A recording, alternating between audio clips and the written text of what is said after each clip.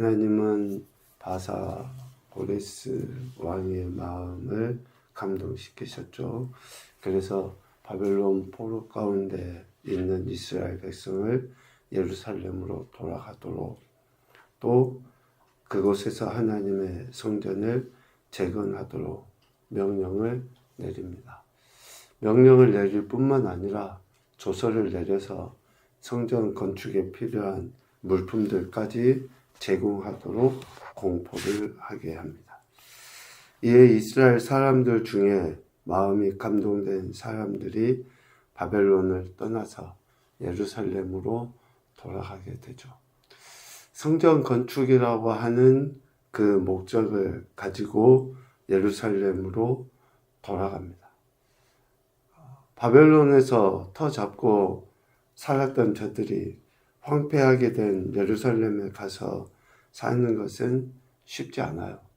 그런데 성전 건축을 위해서 바벨론을 떠나 예루살렘으로 돌아가게 된 거죠. 그런데 성전 건축이 잘 순조롭게 진행되면 좋지만 방해하는 사람들이 있어요. 그 방해하는 세력들로 인해서 성전 건축이 중단이 됩니다. 성전 건축이 중단이 됐다라고 하는 것은 하나님께서 이스라엘 백성을 예루살렘으로 보내신 목적을 상실한 거죠. 목적을 상실하게 되면 반드시 다른 것을 하게 되어 있습니다. 우리가 소위 하나님의 일이나 영적인 일을 게을리 하잖아요. 그것은 반드시 육적인 일이나 하나님이 기뻐하시지 않는 일을 하고 있다라고 하는 반증으로 보시면 돼요.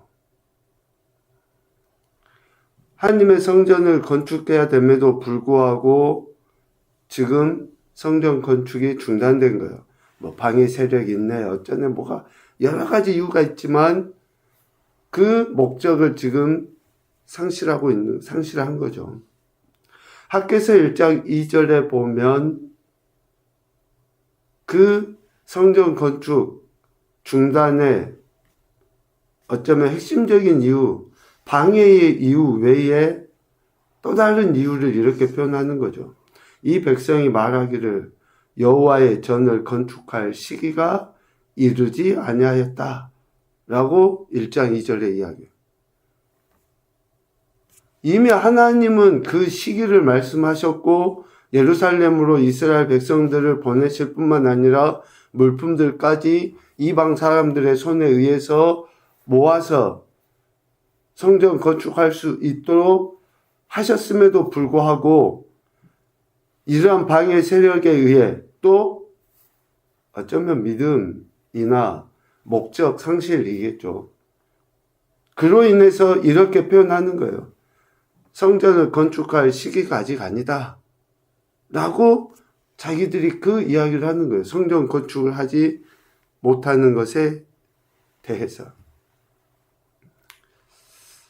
이러한 상황 가운데 있을 때에 하나님은 학개 선지자를 통해서 지금 사명 감당하지 못하고 있는 목적을 상실한 이스라엘 백성들을 책망하십니다. 학개라는 이름의 의미는 축제라고 이야기했죠. 축제의. 실질적으로 가장 아름다운 은혜를 누릴 수 있도록 하나님께서 기회를 주신 게 뭐예요? 다윗이 성전을 건축하고자 할 때의 그 마음, 온 우주 만물의 주권자이신 하나님을 위하여 집을 짓는 그 엄청난 그 축복을 다윗은 안 거죠. 그런데 다윗이 그 일을 감당하지 못하고 하나님은 그 아들 솔로몬에게 그 엄청난 축복을 약속하셨던 겁니다. 이처럼 학개는 축복, 축제, 엄청난 기쁨이라는 의미죠. 그 학개 선지자를 통해서 하나님이 책망하셔요. 첫째는 1장 4절 말씀에 보니 이 성전이 황폐하였거늘 너희가 이때 판벽한 집에 거주하는 것이 옳으냐? 라고 책망합니다. 옳지 않다는 거예요. 여기에서 판벽한 집은 지붕이 덮인 집을 의미해요. 또 호화스러운 그러한 사치품으로 치장된 집을 의미합니다. 그러니까 성전이 완전히 회파되어져 있는 그 상태에서 성전을 건축하지 아니하고 예루살렘으로 귀환한 백성들이 자신들이 거해야 될 집은 완전한 모습을 갖추었다라는 거예요. 더군다나 사치스러운 호화스러운 장식품들로 치장되어져 있는 그 집에 살고 있다. 이것을 지금 책망한 거죠.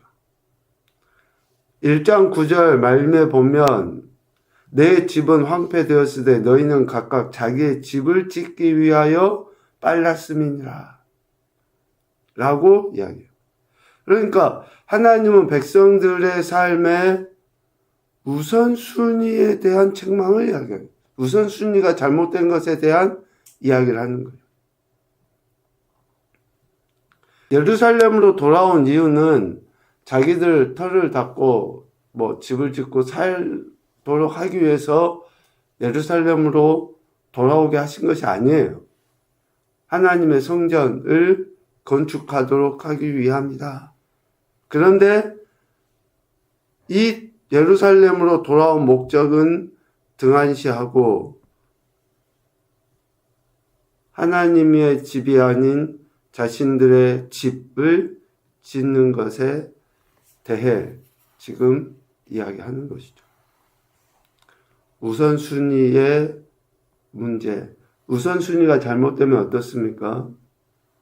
6절 말씀에 보면 너희가 많이 뿌릴지라도 수확이 적으며 먹을지라도 배부르지 못하며 마실지라도 흡족하지 못하며 입어도 따뜻하지 못하고 일꾼이 삭을 받아도 그것을 구멍 뚫어진 전대에 넣게 된다.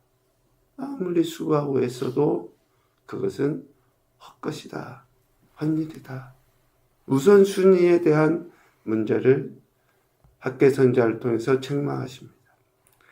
그리고 1장 8절 말씀을 통해서 가르치고 권면해요. 산에 올라가서 나무를 가져다가 성전을 건축해라 라고 선지자를 통해서 가르칩니다. 여기에서 산은 유다 백성들이 쉽게 올라갈 수 있는 그러한 장소를 의미해요. 하나님의 성전을 건축하기 위해 필요한 재료를 쉽게 얻을 수 있는 곳에서부터 가서 재료를 얻어서 성전을 건축하라. 예루살렘으로 돌아온 이스라엘 백성들이 쉽게 할 수 있는 일부터 해라는 거예요. 뭐가 없네, 뭐가 어쩌네, 상황이 어떻네, 부족하네, 이런 이야기 하지 말고 할 수 있는 것부터, 쉽게 구할 수 있는 것부터 시작을 하라는 거예요, 시작을. 시작을 해야지 뭐가 되지. 눈을 굴리다 보면 어때요? 남들이 굴려놓은 거 큰 것부터 보이잖아요. 작은 것부터 뭉쳐갖고 굴려 봐야지 나중에 커지든지 어쩌든지 하지. 남들이 만들어 놓고 남들이 해놓은 큰 것만 보면 못하잖아요. 지금 그 이야기를 하는 거예요. 너희는 산에 올라가서 나무를 가져다가 백향목을 이야기합니까? 그것도 아니에요. 그냥 보이는 대로 얼른 할 수 있는 것부터 하라. 하나님께서 화려한 건물을 요구하신 것이 아니에요.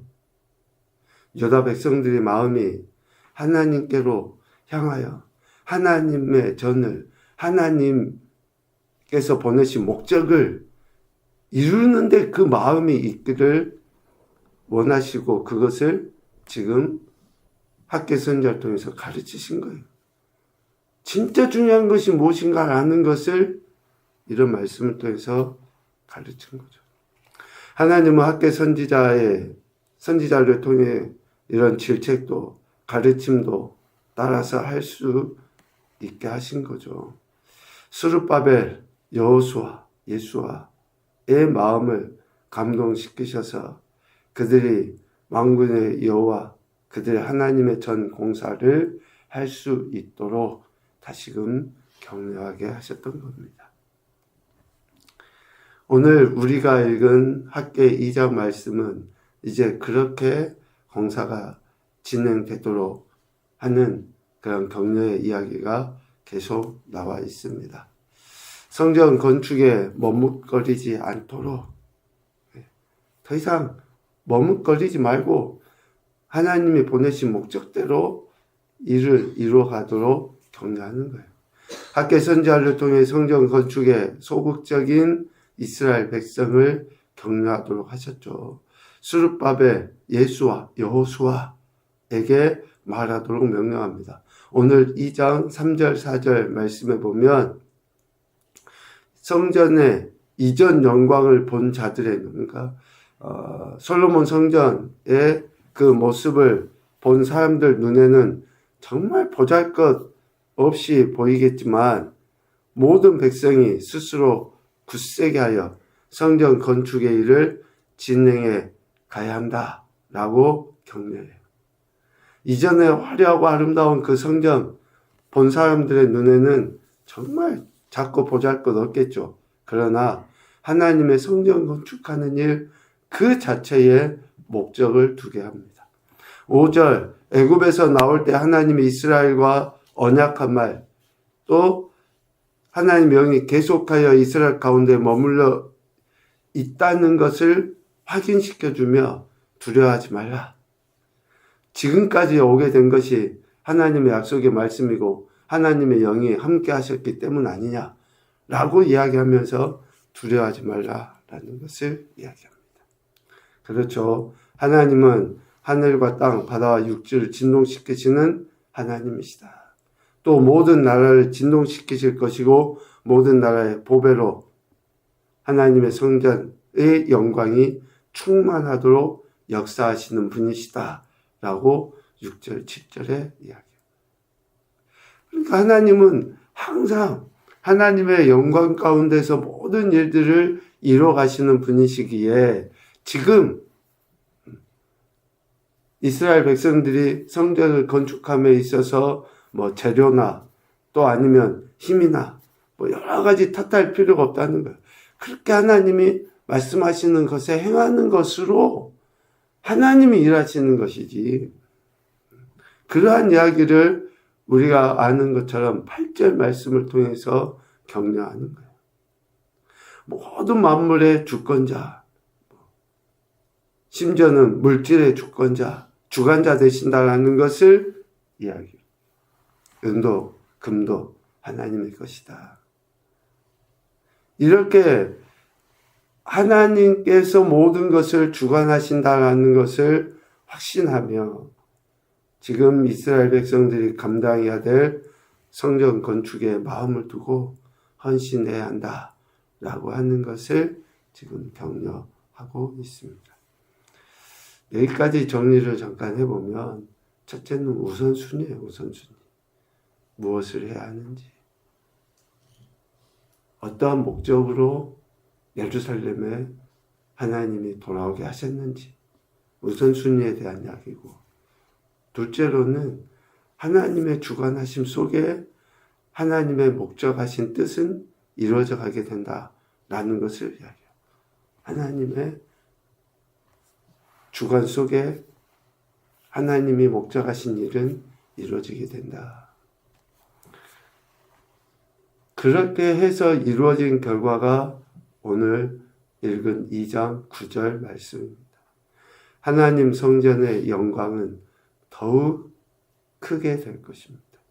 이 성전의 나중 영광이 이전 영광보다 크리라. 그러니까 솔로몬의 그 성전의 영광이 얼마나 크고 아름답고 화려했습니까? 그런데 지금 예루살렘으로 돌아와서 재료도 변변치 않고 정말 이전의 성전보다 너무나 보잘것없는 성전이지만 그 영광이 이전 영광보다 크다라고 이야기합니다. 하나님 말씀에 순종하여 건축하게 될 성전의 나중 영광이 이전 솔로몬 성전의 영광보다 크다. 그러니 하나님 말씀에 순종하는 것, 그 영광이 얼마나 크고 아름다운지를 지금 이야기하는 거예요. 성전의 영광은 뭡니까? 결국 평강이라는 것을 이야기해요.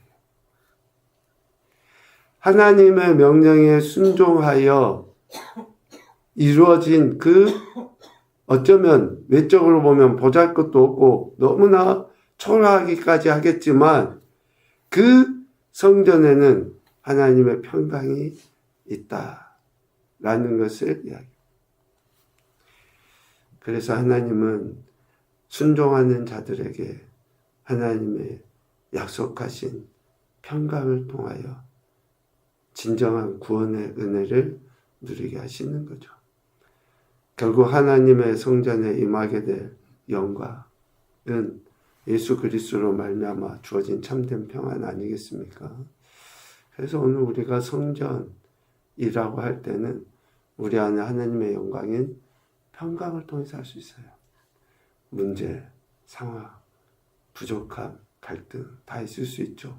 그러나 진정 우리 안에 주님으로 말미암은 그 평강이 우리의 영광이라는 것을 말씀들을 통해서 이야기하십니다. 성전 건축이 멈춰버린 예루살렘 그 상황에 하나님은 학개 선지자를 통해서 다시금 하나님의 성전이 건축되도록 격려하시고 있습니다. 첫 번째 교훈입니다. 신앙과 삶의 우선순위가 분명해야 된다. 특별히 신앙 안에서의 우선순위, 왜 하나님이 우리를 부르시고 또 우리에게 말씀하신 것이 무엇인가 라고 하는 그 우선순위에 대한 분명한 태도가 있어야 되죠. 두 번째, 하나님께서 인도하시는 목적에 합당한 삶을 살아야 한다. 그 영광을 위해 부르신 대로 우리는 살아가야죠. 세 번째, 하나님의 주권을 인정하고 하나님의 영광, 곧 평안을 위해 믿음의 순종을 보이자. 하나님의 영광, 곧 평안을 위해 믿음의 순종을 보여야 됩니다. 우리가 이런 태도들을 취하는 것이 결국은 하나님께 영광 올려드리는 거지만 우리에게 유익하기 때문에 그래요. 우리에게 이롭기 때문에 그래요. 우리 안에 평안이 넘쳐나는 그런 은혜를 누리게 하시기 때문이다라는 거죠. 오늘도 저와 여러분을 부르신 하나님의 그 목적, 생명을 허락하시고 사명 주신 그 목적을 잘 감당할 수 있도록 말씀 앞에 겸손히 나가 또 하나님의 크신 뜻에 순종함으로 더 큰 영광을 올려드리시고 평강을 누리는 귀하고 복된 한 날이 되시기를 주님의 이름으로 축복합니다. 아멘.